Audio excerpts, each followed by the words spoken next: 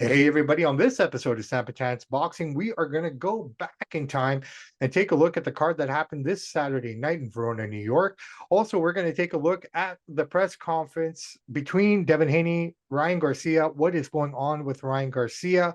Also, Jared Anderson in trouble with the law again. All this and so much more on this episode of SAMP&CHANCE Boxing. So strap in and thank you for letting us into your ears.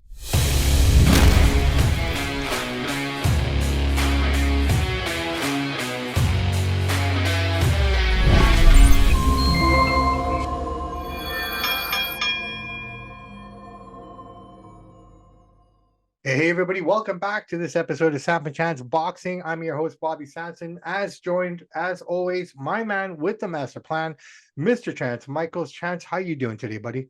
I'm doing very well. How about yourself? Can't complain, man. Everything is beautiful. It's Thursday, which means Friday is tomorrow. The weekend is here, and that means we get Francis Nagano against Anthony Joshua to tomorrow during the day. So just in case anyone's looking for it, don't forget, this is a daytime event on a Friday. But before we go there, let's talk about what we saw in New York, man. We had Abe Lopez. That ended differently than I thought. And then you had Raymond Ford against Komlatov. What a fight, potentially fight of the year. Let's get into it, man. What did you think of that card? It's a good card. It's a very, very good card. On the Ford and Kolmatov fight, Kolmatov won the first half of the fight. And when that referee stoppage happened, he was up on two scorecards, 106, 103, 106, 103. The other judge had the fight for Ford. So what I'm getting at is this. When he got hit into the ropes there was about, I think there was 8 seconds left. But prior to that, he got thrown down. When he got knocked down there, he could have stayed down. He could have took the full 9 seconds and got up. The bell would have rang. He never would have got the referee stoppage. Obviously, he never know how it's going to play out. So Ford got lucky in a way. But anyways, when he got hit and he turned his back, that's when the ref stopped it. People are saying the ref should have known. The ref is supposed to be impartial. They're not supposed to go by that. They go by the boxer's safety. So the ref made the right call. Ford got lucky there because if he just would have stayed down, Komotov, he would have won the fight. But he got up. He didn't think that. And if he even would never return his back, if he just would have shelled up, he would have won the fight. Well, I mean, even if he goes down there, he still might have had a draw. So, I mean, but the ref stopping with 8 seconds to go. Ford got lucky, man. It was a great fight, though, but very, very lucky. I think we'll see a rematch out of this. I don't think so. Because the Kolmatov camp is not happy. Well, the Komotov camp isn't happy. So here's my take on it. So he had a horrible weight cut, Ford did. He's having a hard time making 126. He already said that I think it's time to move up. Even though he won the championship, he's going to move up to 130. So I don't know if that rematch is going to happen. The other takeaway for this is Kolotov did end up going to the hospital after, just for precautionary reasons or whatever the case may be. But Ford had stated he didn't have his legs under him to start this fight. Due to the weight cut, he couldn't get his flow and rhythm going. But I mean, just as the resilience, these two guys just fought like champions, man. And the stoppage was right. He turned his back to the action. What are you going to do? You can't do that, right? I mean, the referee wasn't wrong. He had to do what he thought was right in the spur of the moment, in the heat of the moment. Sometimes they make the right call, sometimes they don't. Right guy won, though, man. I mean, congratulations to Ford and to Matt. Well, I think we'll see a rematch despite his all his weight talk because that fight was so close. Such a good fight. They were both undefeated. Ford comes away with the belt. If they offer enough money, he'll find a way to make that weight again. Well, here we have it again because they could bake their careers off of this fight because that was a classic. Yeah, no, 100%. Right now, in my opinion, match of the year, early contender for match of the year. But we have less than 20 seconds. Do we, very quick? Lopez just dominated Abe. One-sided. One-sided. I think that eye injury played a lot of it, but yeah, he got the knockout. He finished him in the 6th round, man. There you go. 8th round. 8th round, sorry. Yeah, 8th round technically. Yeah, it was one-sided. It wasn't a very exciting fight. I mean, he dominated him. Lopez got the win, 8th round. Yeah, no, good. New York did well, man. I was really happy with that card. And again, Top Rank delivered. That's 2 in a row. And actually, Eddie Hearn, Raymond Ford is actually Eddie Hearn's fighter. But because Bob Arum had a higher purse bid, Eddie Hearn had to bring Raymond Ford over to fight Kolmatov, and Eddie Hearn was there too. He was jumping out of his seat when Ford had that. I was in. Quite a dynamic night. Hey, you know what? It's a notch in Matchroom's belt, man. Good for him. They did it. Yeah. They got another champion on their roster. All right, brother man. I really want to talk about this Devin Haney, Ryan Garcia, the press junket that they had in New York and LA. Yeah. But I think a lot of it has to do. There's something wrong with Ryan Garcia, man. Let's get this round started. Yeah, you know what? They went back and forth, but there's something off on Ryan Garcia. I don't know if he's just playing everyone, but his Instagram got hacked. He had lost access to his phone. He's just making these weird posts. I saw this one weird one with 666 all over it. And I don't know where he's going, where his mind's at. If your mind's not right, man. I mean, Anthony Joshua said this yesterday at the grand entrances. Boxing 80% mental. I don't think he's mentally stable right now, unless he's playing everybody. You? He's not playing everybody. He's doing the demonic stuff. He's obviously on drugs, or has got severe mental health, probably both. He's talking about all the weed he's smoking, which is not good for your brain, all the alcohol he's doing, which is not good for your brain. I don't. Here's the thing: so we have the reason for a boxing commission is you don't let fighters in the ring who can't fight and protect themselves. For example, I wouldn't be allowed to fight Manny Pacquiao because I'm not a pro, so that's not allowed. The boxing commission would say no, even if I had $30 million to pay the guy, they wouldn't sanction it. I don't think this fight's even going to happen with how he's talking, how he's acting. Yeah, you get crazy guys that talk crazy and do crazy stuff, but this is like mental health stuff. They're probably worried about his safety. This fight's going to probably get called off. I think the commission might not even sanction him to fight if he's this far out of his mind. He's not listening to De La Hoya. He's not listening to Bernard Hopkins. He's not listening to his parents, his friends. They've told him, hey, cut this out. They said he's been banned from using his social media. They don't want him on there because they know he's jeopardizing this cash cow fight. This will be the biggest pay-per-view of the year. Garcia is a huge cash cow. Last year, the biggest pay-per-view of the year when he fought Tank, over 1 million buys. Nobody gets that in boxing anymore. So I don't think this fight's even going to happen. I think the commission's going to step in and say, hey, unless he dials it back right now and chills out, they might not let him fight. Well, maybe that's why they took everything away from him so they could dial it down and kind of keep him in check. Yeah. My problem with Ryan Garcia right now, and me, and I think he could win this fight. Haney doesn't even knock guys out. Garcia could hold his own here. He's throwing away a big opportunity for no reason. Yeah, well, I mean, Garcia does have the potential, but I just think the better boxer is Haney, and if he plays it right, it's just stick and jab, and just use his skill. Yeah, but you don't got to be scared of Haney. He's not worried about the knockout like with Tank, right? Haney not going to knock nobody out. So at least you won't get hurt. You might lose, but so that give him a little bit of confidence. You don't got to fear that. So I think my biggest problem right now is the fact that he's using spirituality and religion as a part of his thing, and I don't like that because he's kind of contradicting everything that he is not supposed to be. You know what I mean? He's using it. I don't even think he knows what he's doing, man. He's sending to people of faith that support you. Like I don't get it. That's just my take on it. No, you're right. You're right. And I also don't agree with his family being as vocal and as part of these press conferences. It just doesn't make any sense. Oh yeah, Garcia's dad and Haney's dad. There's no love lost there. And Haney's dad, he's no choir boy. He's done some bad stuff in his time, and they don't like each other. The rivalry is real, but will the fight happen if this continues on? The commission won't sanction him. There is not a soul on this planet that is perfect in any way. Yeah. We all commit some form of sin or something, no matter how minute or whatever. We're none of us are perfect, right? That's just the reality of it, and that's okay. But how you deal with that imperfectness is what makes you a man or a woman. True. Right? And you go through the motions of it.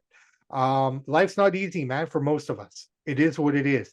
But when you see a guy with the whole world at his beck and call, a guy with everything at that young age, and he doesn't know how to handle it, that's just a big problem.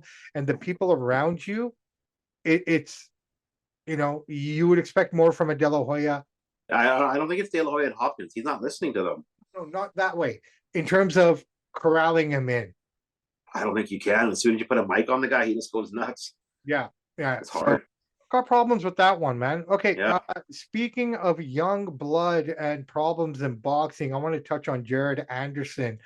Jared Anderson got done in last Thursday. Felony charges, I think weapons and this and that. Something speeding. He's got a real fast car. I only want to talk about this, Chance, because I feel that boxing needs to do a better job with their young stars.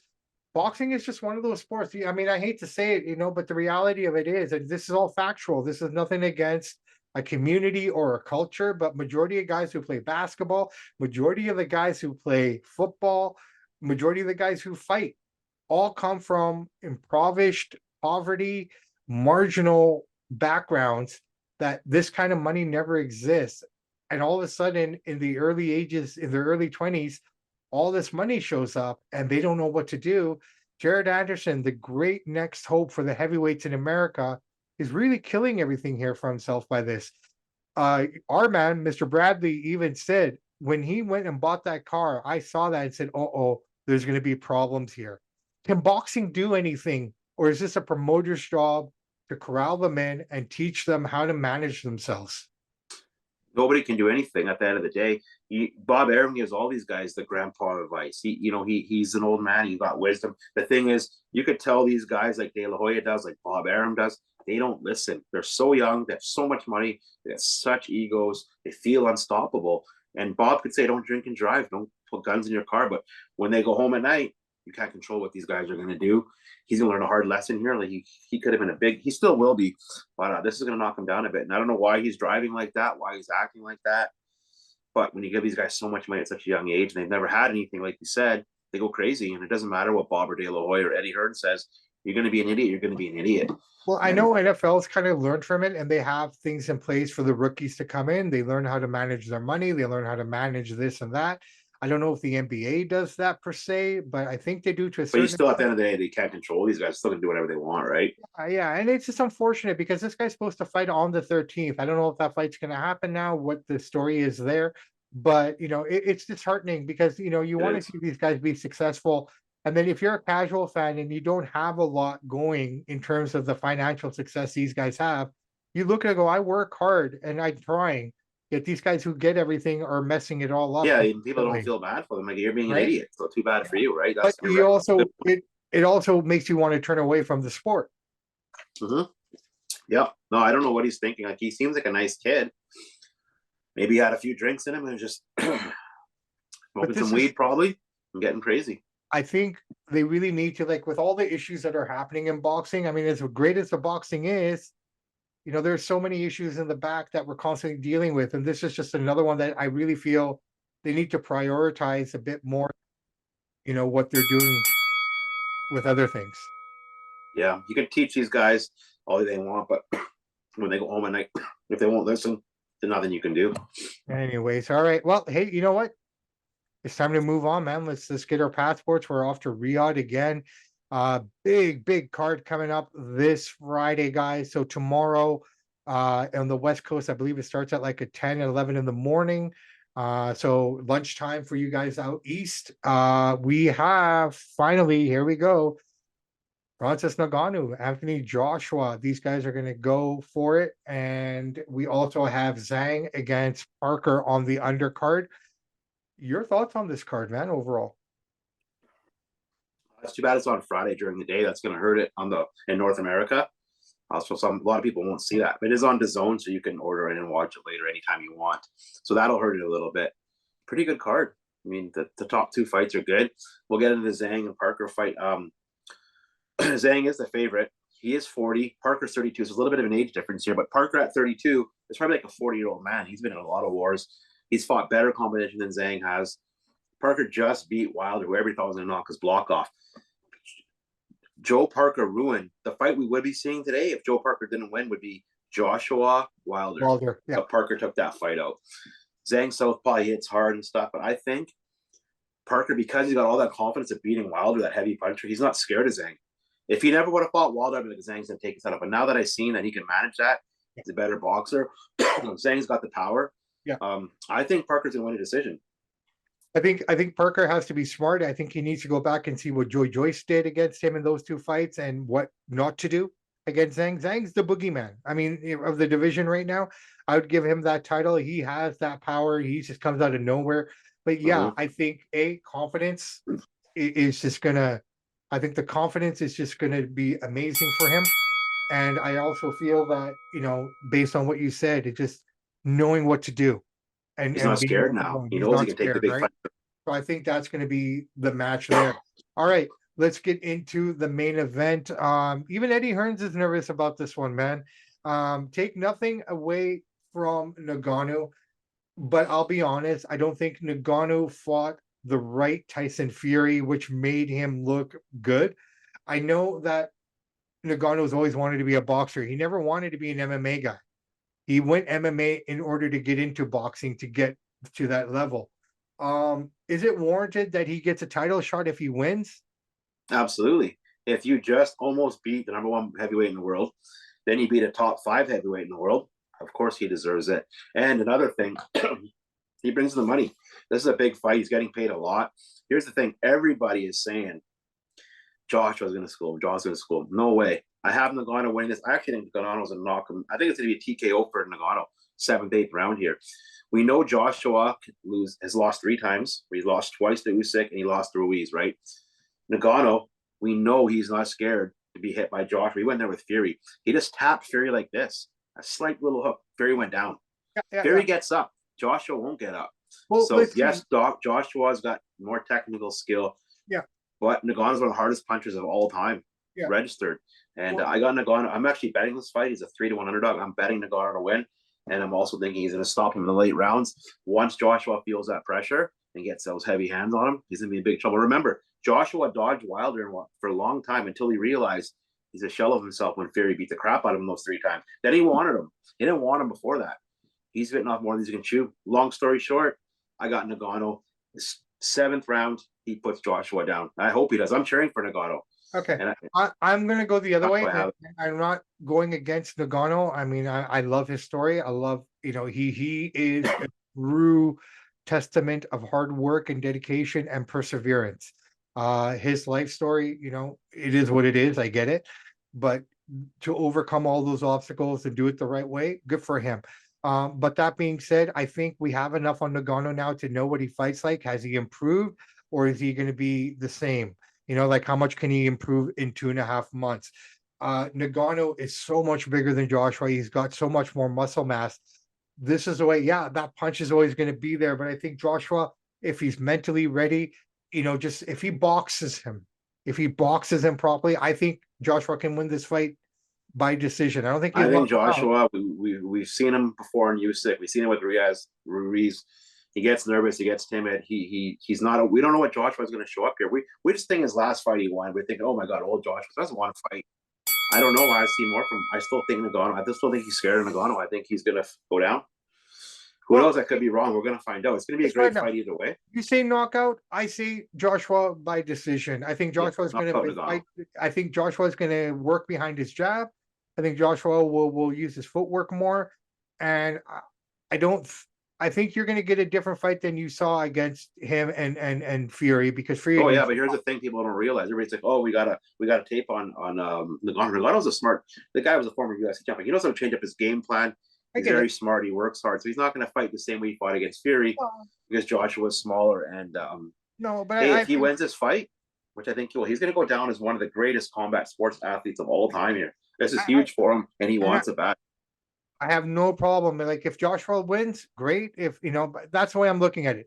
If Nagano wins, I don't have a problem with that either, right? Yeah. But I just feel that now, I just have a feeling that you got to think both guys are going to come prepared. Yeah. Right. So I think if Joshua just uses his footwork, works the boxing skills that he has and whatnot, I think he can beat him by decision. He could be right, but I'm seeing completely different than that. I think Nagano's going to maul him. He's going to use his size. He's going to smash on his face. And he's going to put him down. And the longer this goes, in my opinion, the more it favors Joshua. Yeah. Cardio-wise, yeah. Right? Because, those muscles need oxygen.